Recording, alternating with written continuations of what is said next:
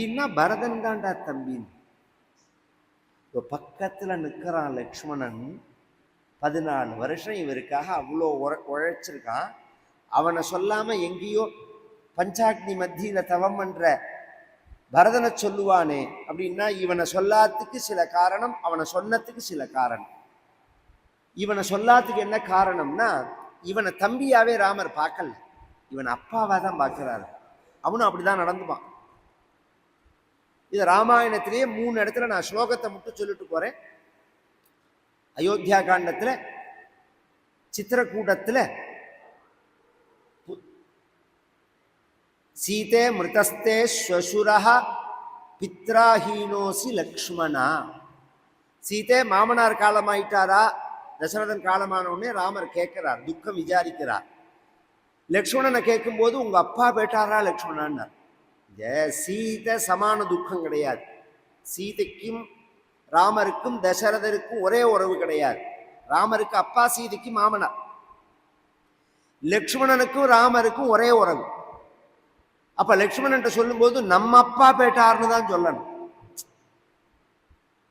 அப்படி சொல்லல ராமர். அப்பா இல்லாத பிள்ளையா பெட்டிய லட்சுமணன். லட்சுமணன் பாரு, தன் அப்பா இல்லாத பிள்ளையா பெட்டேன்னு அவர் சொல்லல. ஏன்னா இவனுக்கா அப்பா இருந்தா என்ன செய்வரோ, எப்படி பார்த்துப்பறோ அப்படி நீ என்ன பார்த்துக்கிறாடா லட்சுமணான்னு அடுத்தது ஆரண்ய காண்டத்துல பகவான் சொல்றார். பாவஜ்ஞேன கிருதஜ்ஞேன தர்மஜ்ஞேன ச லக்ஷ்மண தொயா புத்திரேன சம்பிராப்தோ நசம்ருத்த பிதாமமா. எங்க அப்பா இல்லைங்கிற குறையே எனக்கு கிடையாது. நீ எங்க அப்பாவா இருக்க. இவர் சொல்றது விஷயம் இல்லை. சுந்தர காண்டத்துல ராமரை விசாரிச்சேன்னு சொல்லு, லக்ஷ்மணனை விசாரிச்சேன்னு சொல்லுன்னு சீதை சொல்லும் போது ஒரு ஸ்லோகம் ராமருக்கு சொல்லிட்டு கௌசல்யா லோக பர்த்தாரம்னு ஸ்ரிஜஷ்ட சர்வரத்னானின்னு 8 ஸ்லோகம் சொல்றா. அதுல எம் திருஷ்டுவா ராகவோனையும் விருத்தமாரிய மனுஸ்மரன். எந்த லக்ஷ்மணனை பார்த்தா ராமர் தன் அப்பாவா நினைப்பரோ அந்த லக்ஷ்மணன்ட்ட நான் விசாரிச்சேன்னு சொல்லுன்னா. அதனால லக்ஷ்மணனை சொல்லல. பரதனை ஏன் சொன்னார் அப்படின்னா, ஒரு அண்ணா தம்பி உறவு அப்படிங்கிறதுல அந்த பாசத்தை எப்ப பரீட்சை பண்ண முடியும்?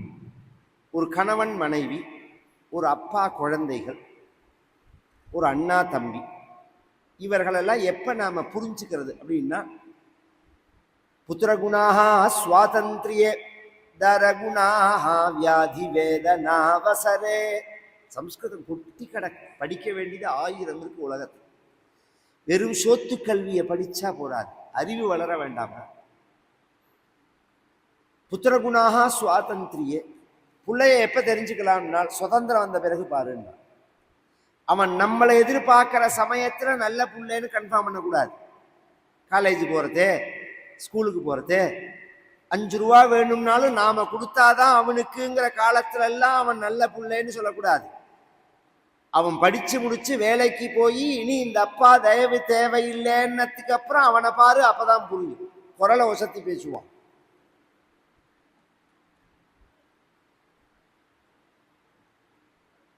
முன்னாடி பேசின மாதிரியே இருக்காது பேச்சு பின்னாடி. ஏன்னா இவர் தயவு தேவை இல்லை அப்படிங்கிற நிலை வந்ததுக்கு அப்புறம் சுவாதந்திரியே லட்சக்கணக்கா சம்பாதிச்சாலும் அந்த மாதிரி பழைய நிலையில எந்த புள்ள இருக்கானோ அவன் தான் புள்ள. இந்த மரியாதையை கொடுக்கிறவன் தான் புள்ள. அது மாதிரி தாரகுணாக வியாதி வேதனா அவசரம். மனைவிய பிரியத்தை எப்ப பார்க்கலாம்னா, மனைவி கணவன் பரஸ்பரம் வச்சுக்கோங்க. நன்னா சமைச்சு போடுறதே உன்னை மாதிரி உண்டான்னு இல்லைன்னா நான் சோத்துக்கு கொண்டாடணும்னு சொல்லுவான். அது மாதிரி வெளியில் அழிச்சுன்னு போனா உங்களுக்கு என்ன பொழுதுபோக்குன்னா, இப்போ எனக்கு அதெல்லாம் ரொம்ப கோபமான வர விஷயம் சிலது உண்டு. ஷாப்பிங் பண்ணுறது பொழுதுபோக்குன்னு சொல்கிறவால பலார்னு அலையணும்னு தோணும். கையில் உள்ள காசை ஒழிக்கிறதுக்கு பொழுதுபோக்குன்னு பேர. அதெல்லாம் ஒரு வார்த்தைய. கஷ்டப்பட்டு சம்பாதிச்ச காசை கொண்டு போய் செலவழிச்சுட்டு வரத்துக்கு பொழுதுபோக்குன்னு பேரா என்ன? 1000 யோஜனை பண்ணி ஒரு காரியத்தை செய்யணும், செலவழிக்கணும். அப்படிங்கிறத இது மாதிரிலாம் பண்ணலாமோ? வெளியிலெல்லாம் போய் நகை புடவை கடவை எல்லாம் வாங்குறது, சினிமாக்கெல்லாம் போகிறது, அதெல்லாம் அது எல்லாருக்கும் உள்ள விஷயம், ரெகுலரா உள்ளது. வியாதி வேதனான், ஒரு உடம்பு வந்து படுத்துக்கோ அப்ப பாரு. மற்றவர்கள் வேணா முகம் சுளிக்கலாம், மனைவி சுளிக்கலாமா? ஈருடல் ஒரு உயிர்னா அது கணவனுக்கும் 2 பேருக்கும் தான் சேர்த்து சொல்றது. பொதுவா ஹிந்து மதம் பரஸ்பரம் தான் சொல்லும் ஒரு விஷயத்தை. அது மாதிரி தாயகுணாக பிராதிர்குணாக தாய விதம். சகோதரனை எப்ப பார்க்கலாம்? படிக்கிற காலத்துல ஒரே மெத்தையில படுத்துக்கிறதோ, ஒரே ட்ரெஸ்ஸை போட்டுக்கிறதோ, ஒருத்தர் உபயோகிச்சதோ ஒருத்தர் பிடிச்சிக்கிறதோ, ஒரே பைக்கில் போகிறதோ, ஒரே காரில் போகிறதோ, கட்டி பிறல்றதோ, அதெல்லாம் விஷயம் இல்லை. அப்பாவோட சொத்தை பங்கு போட்டுக்கிறதே பாருன்னு. அப்பாவோட சொத்தை பங்கு போட்டுக்கிறதே பாரு. மக்களை பொண்ணு சின்ன விஷயத்துக்கு கூட சண்டை மண்டை உடை. இது எனக்கு தான் வேணும். ஒரு சின்ன வாழ்க்கலாக்கு, பழைய காலத்து கடிகாரம், இது எனக்கு தான் வேணும்னு அண்ணாவும் சொல்லுவான், தம்பியும் சொல்லுவான். யாராவது ஒருத்தர் தான் எடுத்துக்க முடியும். ஒருத்தர் எடுத்துட்டு ஒருத்தர் விட்டு கொடுக்கணும். இல்லை அதுக்குள்ள வேல்யூ போட்டு பணத்தை கொடுக்கலாம்னா ரெண்டுக்குமே ஒத்துக்க மாட்டான். ஏன்னா ஒருத்தர் எடுத்துன்னு ஒருத்தர் விட்டு கொடுத்துட்டா நாளை மத்தானா எடுத்துண்டவன் வீட்டுக்கு விட்டு கொடுத்தவன் போனான்னா அந்த ஹாலில் சுத்தும் அது, அந்த கடிகாரம் டிக் டிக் டிக் டிக்னு போயிட்டு வருமா? தம்பி சொல்றான், என் ஹிருதயமே ஆடுற மாதிரி இருக்கும். அப்ப என்ன பண்ணலாம்? நீ எடுத்துக்கோ, இதுக்கு ஒரு வேல்யூ போட்டு வச்சுக்கலாம்னா. ஒரு உதாரணம் கடிகாரம்னு சொன்ன, நான் பணமும் தரமாட்டேன், அண்ணாக்கு விட்டு கொடுக்கறதுக்கும் மனசு கிடையாது. ஏதாவது ஒரு விலை போட்டு அதுக்கு பாதி கொடுனா அதுக்கும் ஒத்துக்க மாட்டான். பின்ன என்ன பண்ணலாம்னா சரி பாதியா உடைக்கலாம். இப்படி உள்ள உலகத்துல தாயுரை கொண்டு தாதை உதவிய தரணி தன்னை தீவினை என்னணித்து சிந்தனை முகத்தில் தேக்கி போயினோ என்ற பொழுது புகழினோய் தன்மை கண்டால் 1000 ராமர் நின்கேல்லாவரோ தெரியுதம்மா. இவன் முயற்சி பண்ணாம அம்மா வாங்கி கொடுத்த ஒரு அகண்டமான ராஜ்யம், அதுவும் லிமிட்டெட் பீரியட் தான், 14 வருஷம் தான். 14 வருஷம் கழிச்சு வந்தா திருப்பி கொடுத்தாகணும். அப்படிங்கிற சொத்தை ஒரு சௌக்கியம்னு நினைக்காம தூக்கி போட்டானே, அவன் பண்ண தியாகம் அல்லவோ ராமன் பண்ண தியாகத்தை காட்டிலும் பெருசு. பரதன் அல்லவோ பெரிய தியாகி. அத சொல்றார். தம்பின்னா பரதன் தான் தம்பி, புள்ளன்னா நான் தான் புள்ள, ஸ்நேகம்னா நீதான் நீதான். நீ பாரு சுக்ரீவா, ஒவ்வொருத்தருடைய நல்ல குணம் கெட்ட குணத்தெல்லாம் பார்த்து ஃபில்டர் பண்ணி அவளை நான் சேர்த்துக்கிறதெல்லாம் எனக்கு பழக்கம் கிடையாது. பின்ன என்ன ஒருத்தன் ஒரு தடவை பார்த்து நமஸ்காரம்னு சொல்லிட்டா அவனை நான் விட மாட்டேன். சக்ருதேவ பிரபன்னாய தவாஸ்மீதி சயாச்சதே அபயம் சர்வபூதேப்யஹ ததாம்யே தத்வ்ரதம் மம. இது என்னோட விரதம். இது உனக்கு ஒரு கால் விபீஷனை சேர்த்துக்கிறதுல இஷ்டம் இல்லைன்னா நீ யதா சௌகரியம்னா உன் இஷ்டப்படி நீ கிளம்பலாம். உன்னை நான் நிர்பந்தப்படுத்தலை. நீ மட்டும் இல்லை, இந்த குரங்குகள் இல்லாமல் அழிச்சுக்கணும். ஏன் அப்படி தனியா பிரிச்சு சொல்றாருன்னா, இந்த குரங்குகள்லாம் இவரோட சொத்து தான். வாலிய எப்ப வதம் பண்ணினாரோ அப்பயே கிஷ்கிந்த வந்து ராமரோட ப்ராப்பர்ட்டி ஆயிடும். ஒரு ராஜாவை ஜெயிச்சா அந்த ஜெயிச்சவன் ப்ராப்பர்ட்டி தானே அது. சுக்ரீவனுக்கு ராமர் விட்டு தான் கொடுக்கிறார். அப்ப அதனாலதான் ராமசேனான்னு சொல்றது குரங்குகளை, சுக்ரீவ சைன்யம்னு தானே சொல்லணும். அப்படி சொல்றது இல்லை நாம. ராமரோட சைன்யம்னு ஏன் சொல்றோம்னா அது சொத்து ராமரோடது தான். அது சுக்ரீவனுக்கு அவர் விட்டு கொடுத்துருக்கார். இப்ப லங்கையில ராவணனை கொன்ன உடனே இந்த சொத்து யாரை சேர்ந்ததுன்னா ராமரை சேர்ந்தது தான். விபீஷணனுக்கு விட்டு கொடுக்கிறார் அவர். எல்லாம் கவனிச்சு கேட்க வேண்டிய விஷயம். எலெக்ஷன் பரியந்தம் கட்டி பெறலுவான். லீடிங் ஜாஸ்தி ஆயிடுச்சுன்னா நிமிஷமா தூக்கி போடுறோம். எத்தனை அயோக்கிய பெயர்கள். அது மாதிரி ஜெயிச்ச உடனே அவனை விரட்டி விட்டுட்டு ராமர் ராஜாவா இருக்க முடியாத. அதெல்லாம் நிற்காது. சத்தியம்ங்கிறது ஒன்று இருக்கும். அப்படி சொல்ல சுக்ரீவன் நான் மன்னிப்பு கேட்டுக்கிறேன், நான் பண்ணது தப்புதான்னு சொல்ல விபீஷண சுவாமி வந்து சரணாகதி பண்ண, விபீஷணனுக்கு பட்டாபிஷேகம் பண்ணி வச்சு சமுத்திரக்கரைக்கு வந்து சமுத்திர ராஜாவை சரணாகதி பண்ண. சமுத்திர ராஜா சொன்னான், இந்த நலன் அப்படின்னு ஒரு வானரம் இருக்கு, அவன் விஸ்வகர்மாவோட அம்சம். அவன் ஒரு ஸ்டோனை தொட்டான்னா அது முதக்கும். அந்த ஸ்டோன் முதக்கும். ஜலத்துல எல்லாம் இருக்கு. அதுக்கு டைம் இல்லாம நம்ம சொல்லிட்டு போறோம்.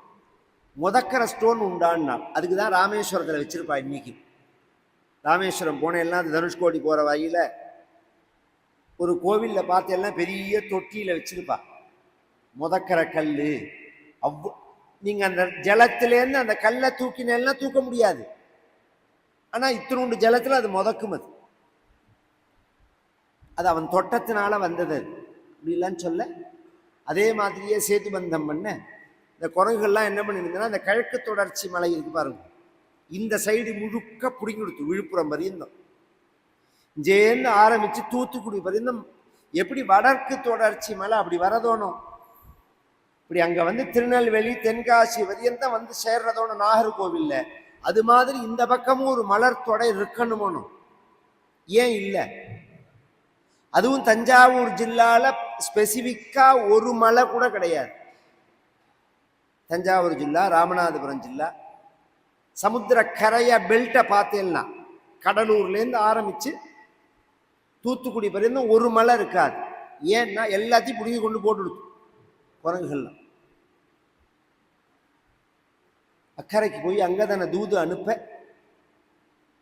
முதல்ல இந்திரஜித் வர, இந்திரஜித்தோட சண்டை போட்டு அவனை நாகபாசங்கள்லாம் போட்டு அவனை வதம் பண்ண அப்புறம் ராவணன் வர.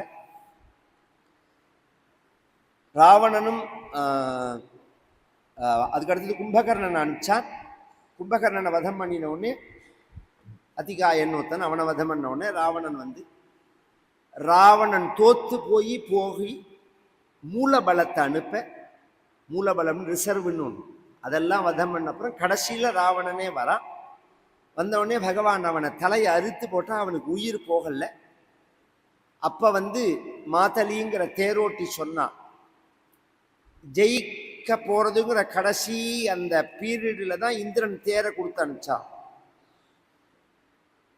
ராமபிரானுக்கு. இது பிறந்து அவன் கொடுக்கல, தரையில நின்று தான் ராமரை சண்டை போடுறார். லீடிங் ஆச்சு அப்படின்னு தெரிஞ்ச உடனே அப்படியே பூங்கோத்தை எடுத்துன்னு பெறாம தெரியலாம் வீட்டு வாசலுக்கு. அது மாதிரி இவர் ஜெயிக்க போறார்னு தெரிஞ்ச அப்புறம்தான் இந்திரன் தேரை கொடுத்து அனுப்பிச்சு தேர்ல நின்று சண்டை போடுறாமான்னா. அப்ப தேரோட்டியான மாதலி சொல்லி பிரம்மாஸ்திரம்னு ஒன்றும் அதை போட, ராவணஸ்ய ஹரன் பிராணான் அதுக்கு முன்னாடி அவன் அந்த தோத்து போன சமயத்துல அகஸ்தியாச்சாரியால் ஆதித்ய ஹிருதயத்தை உபதேசம் பண்ணினார்னு ராமாயணத்திலேயே இருக்குது. இது கிலபாகம்னு சில பேர் சொல்லுவா. ராமாயணத்திலேயே சில இடங்கள்லாம் சேர்ந்திருக்கு. அது நிறைய சொல்லலாம் நம்ம. எப்படின்னா மொத்த ராமாயணத்தோட கணக்கு 520 சொச்சம் சர்க்கங்கள். ஒரிஜினலா ராமாயணம் 500 சர்க்கம் தான். 25 நாள் தான் அவ சொன்னது ஒரு நாளைக்கு. ஆமா 25 நாள் 25 நாள் தான், ஒரு நாளைக்கு 20 சர்க்கம் வீதம் அவ சொன்னான். அப்படிதான் கணக்கு. நிறைய அதை ரிசர்ச் எல்லாம் பண்ணி போட்டிருக்கா. அதுக்குள்ளெல்லாம் நம்ம போக வேண்டாம். ஏன்னா நல்ல விஷயமா இருந்ததுன்னா, ரசிக்கிற மாதிரி இருந்ததுன்னா அதையே நம்ம ரிஜெக்ட் பண்ணுவோம். கண்ட பரதேசி பயல்கள் எழுதின பாடெல்லாம் உட்காந்து கவிதைன்னு படிக்கிறோம். நாம ராமச்சரித்திரம் நல்ல விஷயம், அதில் நல்ல சப்தங்கள் இருக்குன்னா அதை நாம் எடுத்துக்கணும்.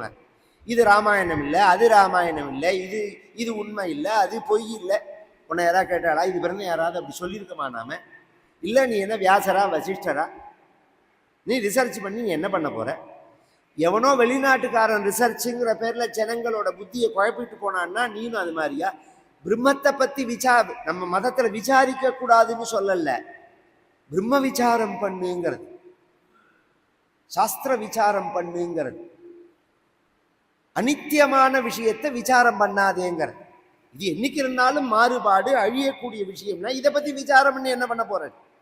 நித்தியமான சத்தியமான சாஸ்வதமான விஷயத்தை பத்தி விசாரம் பண்ணணும். அதை அறியணும். அந்த ஆதித்ய ஹிருதயத்தை உபதேசம் பண்ணி ராமர் ராவணனை வதம் பண்ணி சீதைக்கும் ஆஞ்சநேயர் மூலமா சொல்லி அனுப்பிச்சு சீதையை மங்கள ஸ்நானம் பண்ணி ஐஷன் அதுக்குள்ள ராவணனுக்கு விபீஷணன் சம்ஸ்காரங்கள்லாம் பண்ணி அவனுக்கும் பட்டாபிஷேகம் பண்ணி வச்சு சீதை வந்த உடனே சீதையை பகவான் கண்டுக்காம இருக்க சீதை அக்னி பிரவேசம் பண்ண அக்னி பகவான் திருப்பி கொண்டு கொடுக்க விபீஷணன் கொண்டு வந்து இன்னைக்கு 15வது வருஷம் முதல் தேதி சாயங்காலம் 5 மணிக்குள்ள பரதனை பார்க்கலன்னா பரதன் நெருப்புல இறங்கிடுவேன்னு சொல்லியிருக்கான். அதனால விமானத்தை கொடுக்குறான். ராமர் சுக்ரீவா குரங்குகள்லாம் ஆக்ஷன் போயிட்டு வா ஜாகிரதையாரு, விபீஷணா ராஜ்யத்தை பார்த்துக்கோ ஜாகிரதையாருன்னா இவா 2 பேருக்கு திக்குன்னு போயிடுது. இத்தனை நாள் கூட கூட பழகினார், கிளம்பி அயோத்திக்கு போறார், பட்டாபிஷேகத்துக்கு வான்னு ஒரு வார்த்தை சொல்லவே இல்லையே. அப்படியே இருக்கு ராமாயணத்துல. ஒன்று இவாளே கேட்டா நாங்களும் உங்களோட அயோத்திக்கு வரோம்னா எதுக்கு? 2 காரியம் இருக்கு எங்களுக்கு. என்ன காரியம்? ஒன்று ஒரு நமஸ்காரம் பண்ணணும். யாருக்கு? எனக்கா?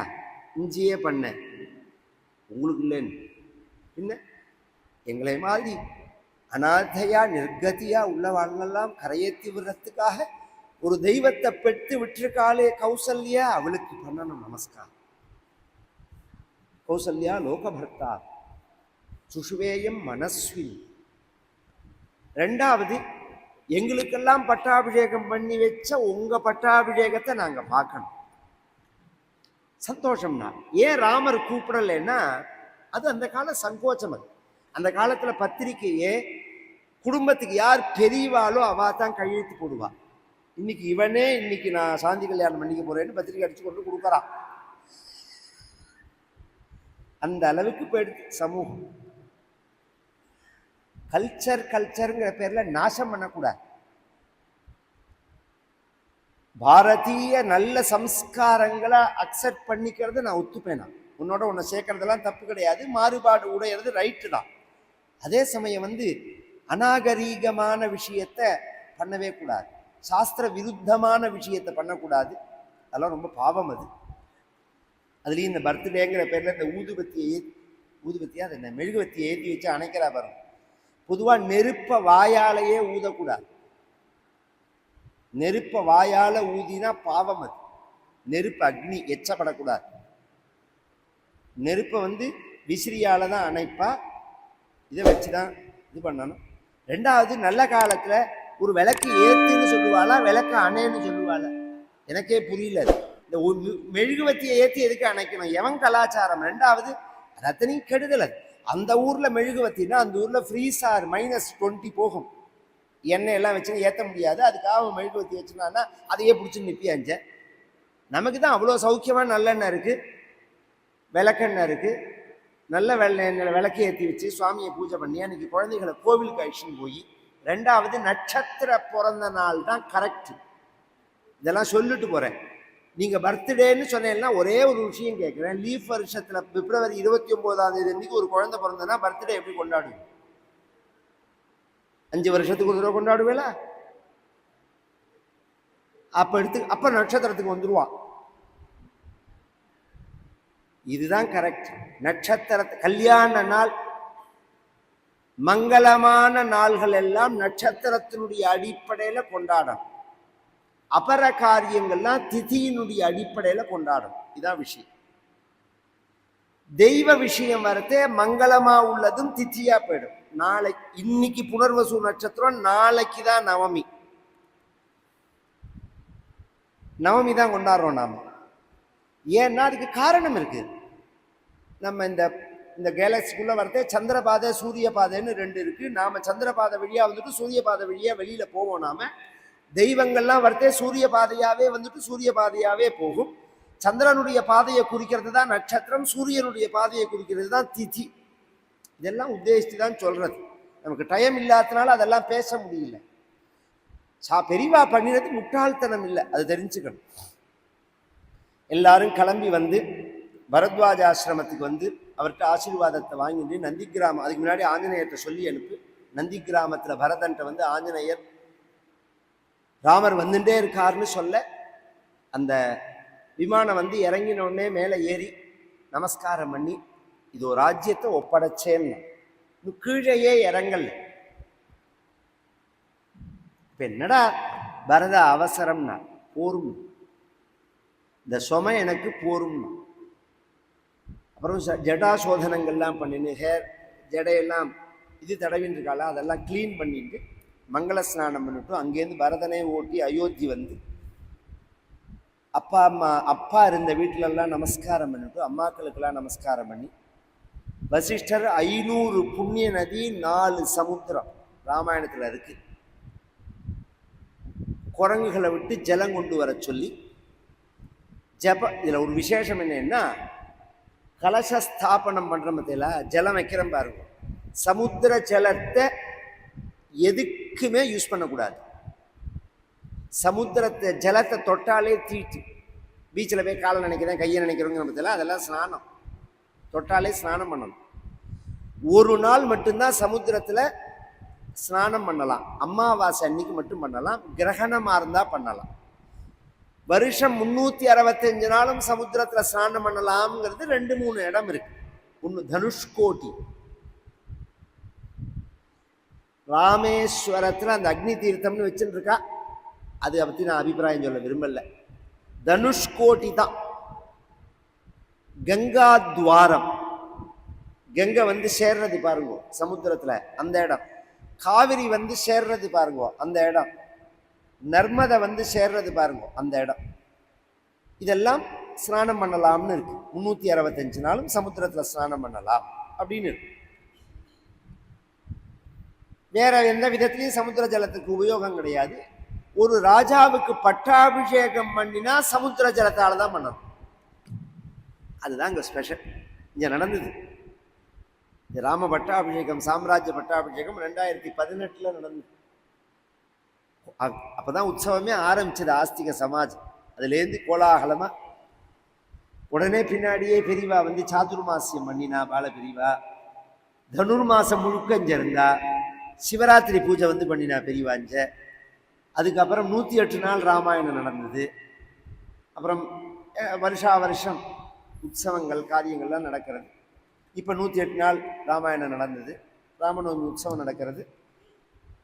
இந்த சாம்ராஜ்ய பட்டாபிஷேகம், ராஜ பட்டாபிஷேகம் சமுத்திர ஜலத்தினால பண்ணணும். அதை ஜபஹோமங்கள்லாம் பண்ணி 8 பேர், வசிஷ்டர், வாமதேவர், ஜாபாலி, காஷ்யபர், காத்தியாயனர், சுயஜ்ஞர், கௌதமர், விஜயர், இந்த 8 பேரும் சேர்ந்து ராமனுக்கு பட்டாபிஷேகம் பண்றார். தஸ்ய பிரயதோ விருத்தா வசிஷ்டோ பிராமணை சஹா ராமம் ரத்னமயே பீఠே சஹ சீதம் யவேதயதி வசிஷ்டோ வாமதேவஸ்ச ஜாபாலி ரத காஷ்யபஹ காத்யாயன சுயஜ்ஞஸ்ச கௌதமோ விஜயஸ்ததா அப்யஷிஞ்சன் நரம் வியாக்ரம் பிரசன்னேன சுகந்தினா சலிலேன சஹஸ்ராட்சம் வசவோ வாசவம் யதா. எத்தனை ராமாயணம் சொல்லியாச்சு, எத்தனை ராமாயணம் கேட்டாச்சு. போருங்கிற எண்ணம் இல்லாத ஒரு சரித்திரம் அது, ஒரு குண சமுத்திரம் அது. ராமபிரானுக்கு சீதையோட பகவானுக்கு பட்டாபிஷேகம் நடந்து ஒரு தர்மத்தை ஸ்தாபிச்சு பகவான் இந்த உலகத்துக்கு காண்பிச்சாருங்கிற புண்ணியமான சரித்திரம்